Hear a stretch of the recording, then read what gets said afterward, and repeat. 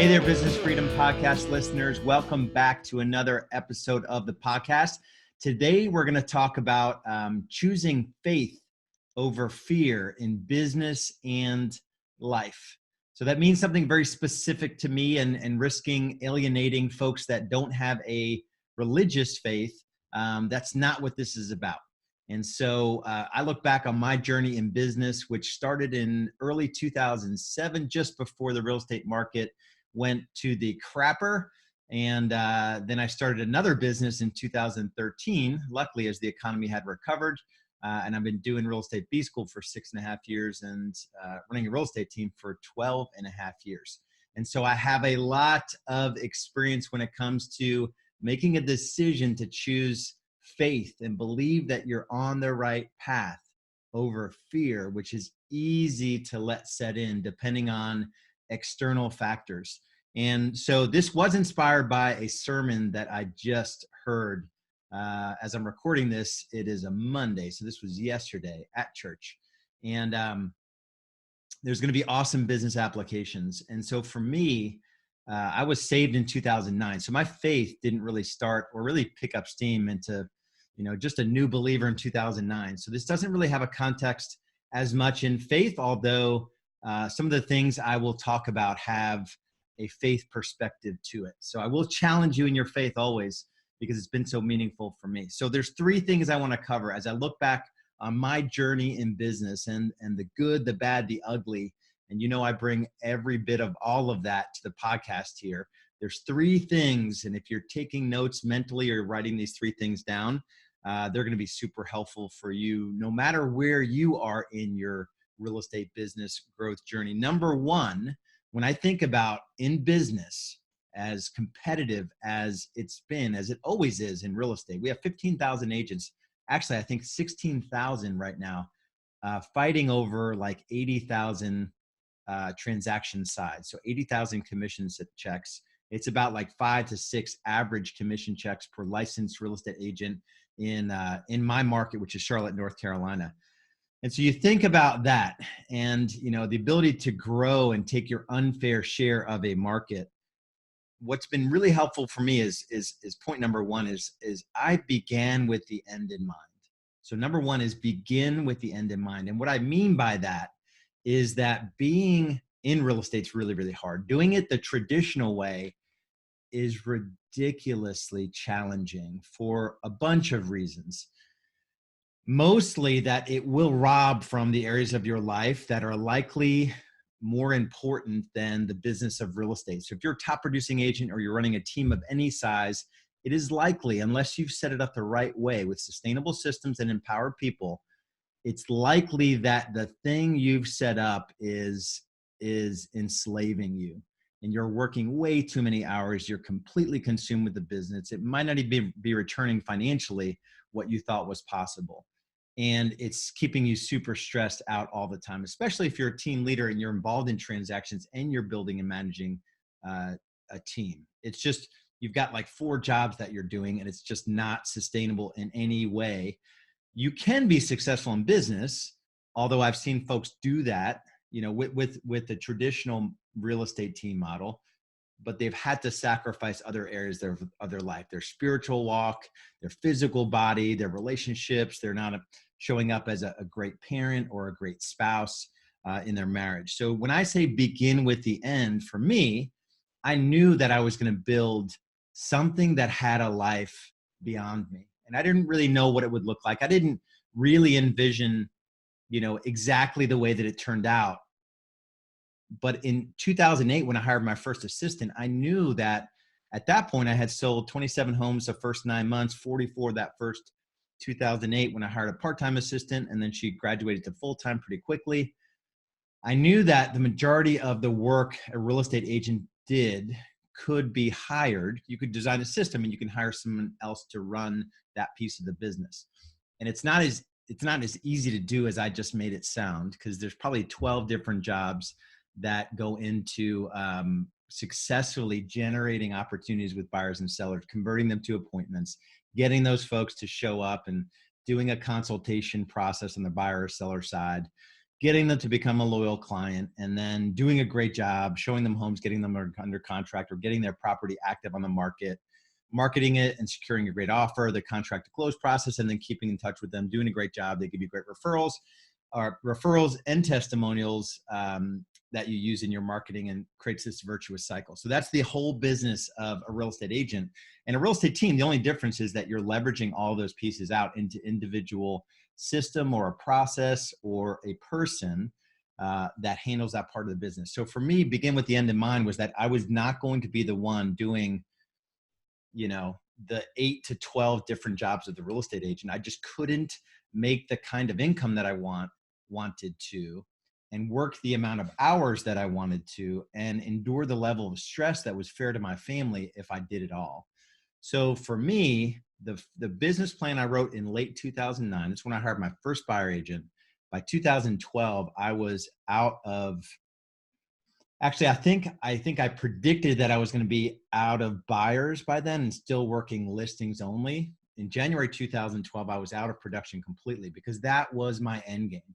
And then I was able to promote someone from my inside sales department into sales management, and my listing client care was able to promote into operations management. That allowed me to get from the 6 to 7 days a week to 5 to 3 to 2, and then I went down to 1 day a week. So that was the end game for me, was to build a sustainable business. So my question for you, what is your end game?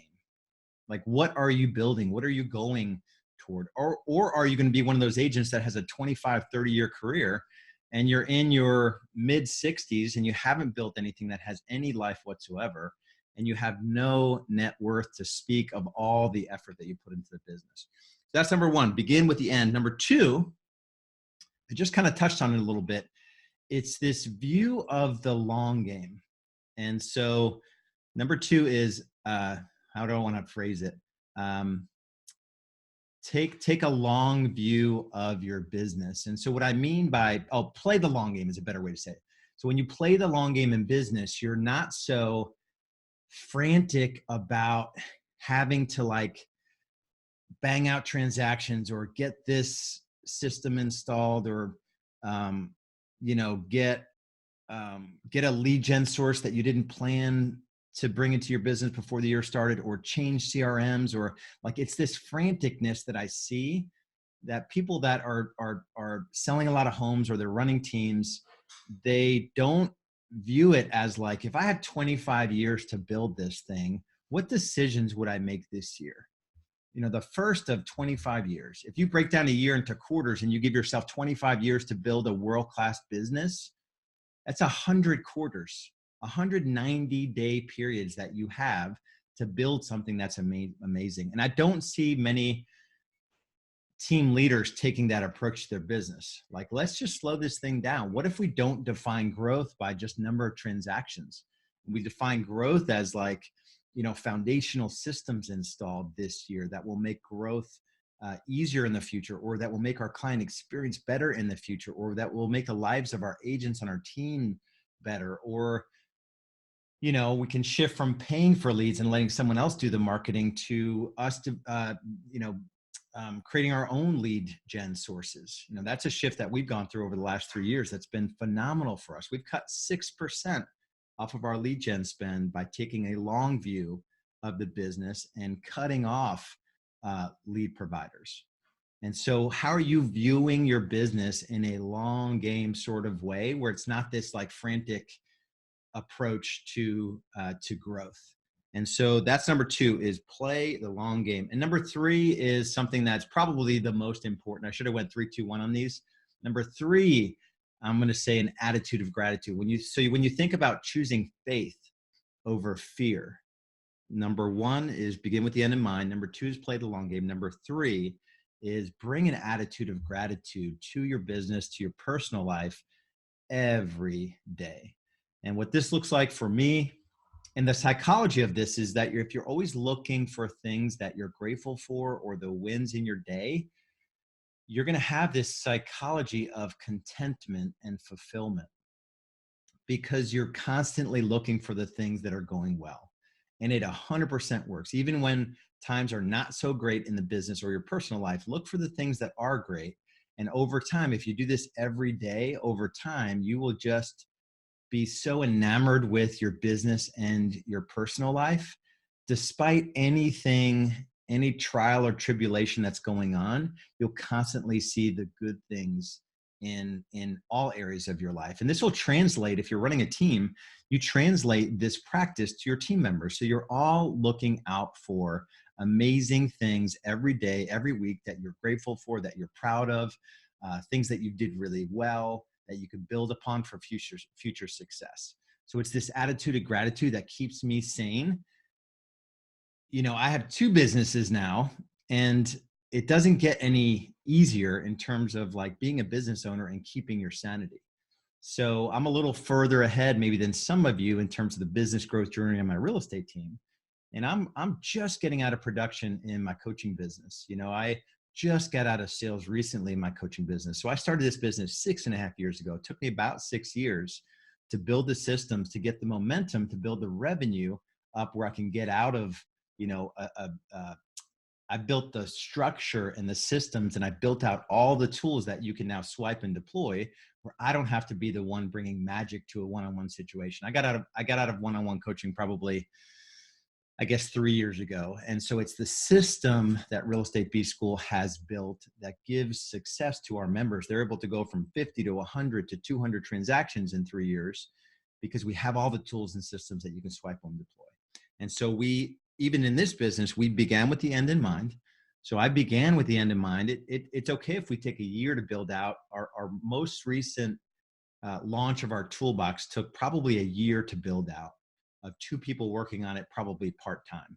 So 20 hours a week times 2, 40 hours a week for probably 2,000 hours we have into that toolbox.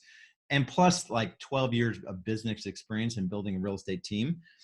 We were able to invest in that toolbox because we know the results it'll bring to our clients. And that toolbox is only available to our full-on paying members. And so it's this attitude of gratitude. Got off a little off track there. A little bit of a mini commercial, a little teaser in there, if I'm being honest with you. Attitude of gratitude. So as we transition, if you're listening to this around the holidays, which is when it'll launch, how are you thinking about your business and your life in those times where you can go one way or the other, you know, choosing fear or choosing faith? And just faith is like just knowing that you're doing the right thing, knowing that you're building something, you're beginning with the end in mind, you're building something foundationally strong that you could have a platform for growth later, that you're taking this eternal perspective in your business that, hey, if I was going to be in business, if this real estate business was going to be around 100 years from now, what would I have to build now to lay that first brick that's going to make it foundationally strong? And then just every day looking for things you're grateful for, that attitude of gratitude that's going to make all of this bearable. Because building a business ain't nothing easy about it. And it's super fun and it's super frustrating and super rewarding. There's all sorts of good, bad, and ugly laced all over it that make it like the most challenging and the most rewarding thing you will ever do. And so if you're at the point in your business growth journey where maybe what I talked about today stung a little bit or it challenged you a little bit, you don't have this clear plan about where you're going. You don't have this long game. Like, how would I even go about building a real estate business? I've figured some things out. I've gotten to a traditional success.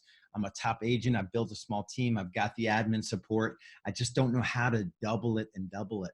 You know, I don't know how to get to 100, 150, 200 plus transactions. I don't know how to make choices with my time and what's valuable in my business. How do you work on systems? What does it even mean to work on the business? You know, if that's you and you know there's more in you, you know you've got a business owner inside of you and you've got administrative support, you've achieved, you know, 300,000 to 500,000 GCI is typically our entry point in Real Estate B School. The only thing I can offer you is conversation about where your business is today, where you want it to be in the future, and what has traditionally held you back. And if a conversation about Real Estate B School makes sense, we will have it.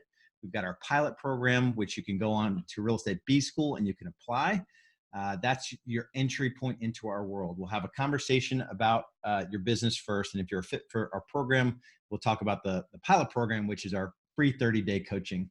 And there's no obligation whatsoever. We'll help you build in the pilot program. We'll help you build that 3-year vision, the 1-year plan, 90-day world, and we'll build a weekly tracking system of the critical numbers that you need to track in your business so that you can scale your business from where you are today to wherever you want to be in the future. And we do that weekly. We build it quarterly. 4 quarters makes for an awesome year. 3 awesome years makes for a crushing of your 3-year vision. So go to realestatebschool.com if that is you, and this conversation, ignites your passion for business ownership, and you just need that push. You need those systems that are pre-built for you to install. So we'll see you at realestatebschool.com. Be good.